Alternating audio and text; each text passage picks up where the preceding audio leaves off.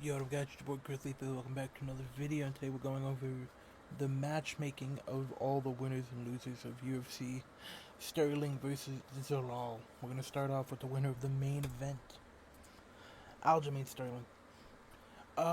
This is a toughie. I was originally going to say title shot because Aljo is on a winning streak. He is clearly in line for a title shot, but the blockage we have at bantamweight, is it bantam? No, featherweight. It's just gonna take a long time. You don't want to have Aljo wait out for 6, 7 months. The clear number one contender is Movzar. It's gonna be Movzar Volk, and then this could be the number one contender for the loser of that fight. Gene Silva is one fight away from fighting for a title. Aljo arguably could be fighting for the title. Matchmake these two. I was originally gonna give Gene Silva like Yair Rodriguez. That motherfucker's not fighting ever again. I don't know where he is. It makes sense. It's a really interesting stylistic fight. Winnable for both. I'd lean Gene Silva in this fight because we've seen that he has good defensive wrestling. But, yeah. Going on to the co-main event. Jocelyn Edwards arguably robbed Norma Dumont. She's on a winning streak. I give her the former champion, Raquel Pennington. There's only two people above her. It's her. I don't know who's above her, but I know Raquel Pennington is above her. One fight before the title. Oh yeah, well, this is a number one contender fight, basically. Because Raquel is the former champion. She only lost to Julian Pena. Jocelyn's on like a 4-fight win streak. If she wins, she fights the winner of Nunes, Kayla Harrison. And if Pennington wins, she should never fight for a title again. I'd lean Jocelyn in this fight. Rafael Garcia defied my prediction. He put on a masterclass against Alexander Hernandez, beat the shit out of him for 15 minutes. He's just outside of the rankings now. Two really good wins, Gordon and Hernandez. You give him someone who is coming off of a loss, who was just formerly ranked. Give him Chris Duncan. This would be a fun fight, both very well rounded. I think Rafa wins this fight, but yeah, I mean, the winner of this could be ranked again. Chris Duncan obviously was number 15, lost to Moicano. Rafa is on a multiple fight winning streak. He beat someone that's like number 18 in the world in Alexander Hernandez. This is the fight to make. Give the Unks the fight.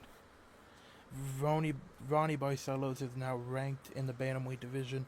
Davey Grant should be ranked in the bantamweight division.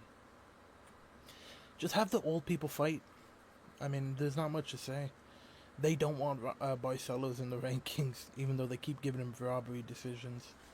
He didn't beat Montel, and I don't think he's all that good. But he did win. Davey Grant destroyed Martinetti. He deserves a ranked opponent. Barcelos is a ranked opponent. Give the Unks a fight. Ryan Spann is looking improved at heavyweight. Brutally knocked out Buchecha. Give Ryan Spann Kennedy Nzechukwu. Why not? It's a fun striking fight. Neither of them are going to wrestle. I think Spann's in the rankings now, so this match might be a little outdated. But I thought Spann needed one more win to get in the rankings, but if he's in the rankings, this fight no longer makes sense. But, why not? Eric McConaughey, I hope he gets cut. Every time he fights, I pick against him. I'll never pick him to win a fight. I just want to see him lose. I don't know why. Every time he's in the fight, I just see him as an NPC fighter. Give him Ryan Gandra, who's won his last fight by knockout. He's kind of a prospect. Winner stays. Loser leaves.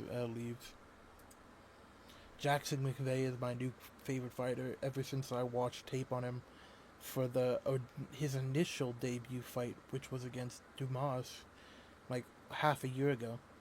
I picked him to beat Dumas all the way back then. That fight got canceled. He fought Bruno Ferreira instead, got subbed. Then he fought Zach Reese. I picked him in that fight. He finally got his first UFC win. I think he's really good. He's very well rounded. Give him Torres Finney. I booked this fight after Torres Finney lost his most recent fight to Malkoun. I want to see the height difference in a fight. The shortest middleweight and the tallest middleweight. I think it would be entertaining. I think Jackson McVeigh would destroy him. It's an interesting fight. It's a funny fight to make. I want to see it. Montague is legit. Her striking defense is terrible. She's going to get fraud checked eventually on the feet. I think Irene Aldana gives her serious problems. Irene has been out of the ring for 2 years now. She obviously is coming off that brutal cut against, what's her name? Norma Dumont. Yeah, she's got brutally cut open. So she's been healing from that. She's very inactive. I think you give her Michelle Montague in a few months. Have her return. I think this Montague is like number 7 in the world. They clearly want her to win. She's a training partner of Kyla Harrison. So, give her Irene Aldana. Cody Durden. This fight's already confirmed, I believe, at 326 in like July. Ode Osborne versus Cody Durden. Quick turnaround, though. Very quick turnaround. I'm shocked by Cody Durden's. You would think he'd, want to go on a little, spending spree or celebrate a little after keeping his job, because he was on the verge. He was on the verge of getting cut. But, he retained. He's fighting Ode Osborne. Francis Marshall deserves to step up in competition. He's been looking improved in all of his most recent fights. Give him Andre Philly, who's kind of a gatekeeper. This would be a really entertaining striking fight. Both of them can mix it up. I want Francis Marshall to get a known name in the UFC. He's kind of fought bums and like unknown people on the debuting. Give him someone that's proven. Give him a high level talent. Give him Andre Philly. Victor Valenzuela beat Max Griffin as an underdog. I picked him to win. Give him Song Kanan. Song Kanan hasn't fought since he got brutally spinning back kicked by Muslim Salikov. He needs to come back eventually. Victor's going to take a couple months off. Someone died in his family, I believe, so he's going to be grieving. It's going to take him a few months to get over that. Then he has to get into a training camp. Relatively same timetables. Song Kanan can fight at any time. Give it a couple months. June, July, return. Book this fight.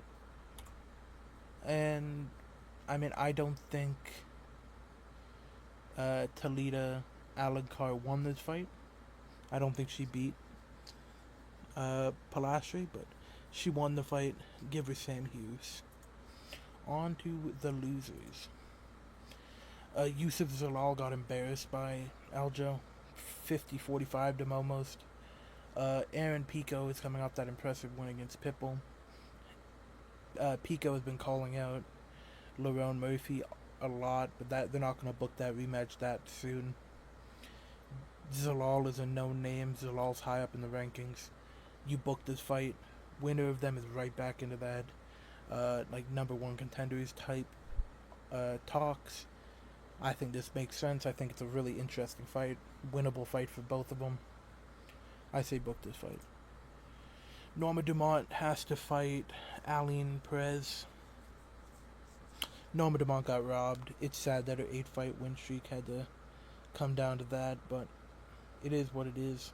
She can get back on the horse, and that horse being Aline Perez. Alexander Hernandez really needs to, take a step down. He had the allegations against Michael Johnson, and then he got destroyed by Rafa Garcia. I think he needs to take a massive step down in competition. And I think that's Kyle Nelson. I think Kyle Nelson's like a good medium in his opponents. I think Kyle Nelson does have talent. I think he's a good enough fighter where this would be a reasonably competitive fight. Kyle Nelson just got destroyed by Terrence McKinney, both of them coming off of a loss. Why not book this in Canada? Martinetti always has fun fights. You give him someone that is a known name that he can actually have a fight against. Give him Corey. Give him Cody Garbrandt. Cody Garbrandt's coming off that win against Long Zhao, but they're not going to give him a good fight off of that. That was one of the worst fights I've ever watched. He won because he got kicked in the nuts and then threw up. I picked him, and I'm still upset about that. Martinetti deserves a good opponent. Give him old people. Give him Cody Garbrandt. Why not? I don't think Montel Jackson lost that fight against Barcelos, but he did. He's no longer in the rankings. He's around that 15 to 18 spot now, just where Saeed Nurmagomedov is. Saeed is coming off of a loss to Bryce Mitchell. Both of them are going to be looking for a fight relatively soon. Montel Jackson's pretty active. He didn't really take any damage in this fight. Saeed Nurmagomedov hasn't fought in a couple months. It makes sense, and this will be a striking fight, which would favor both of them. They're not going to get wrestled. There's no chance of pretty much any wrestling happening. It would be a fun fight to watch. Why not make this fight? Because both of them are unranked. I suppose you can give Montel someone that needs like a massive step up, that could be ranked, but I think Saeed Nurmagomedov is a big enough fighter that this fight makes sense. Marcus Buchecha should be cut from the UFC. He should never be able to fight MMA again. Put him in the UFC Jiu-Jitsu fight pass, like, event thingy. Same with Vieira. Rodolfo Vieira is terrible at MMA. He has one round of cardio. He's just a Jiu-Jitsu practitioner. Force him to go to the UFC Jiu-Jitsu. Make him UFC fight pass champion. Cedricus Dumas. Cut him from the UFC. He's on a massive losing streak. He has a lot of arrest, jail problems outside of the UFC. It's better to just cut him from the UFC. Myra Bueno Silva should fight Bia Mezquicki. Bia has a fight coming up. I don't remember who against. I could check right now.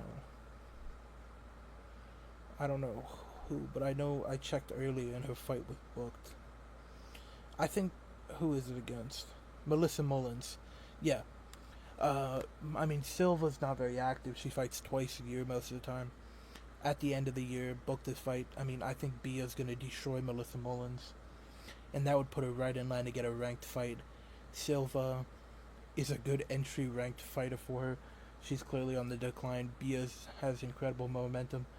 Really good jiu-jitsu. Really good wrestling.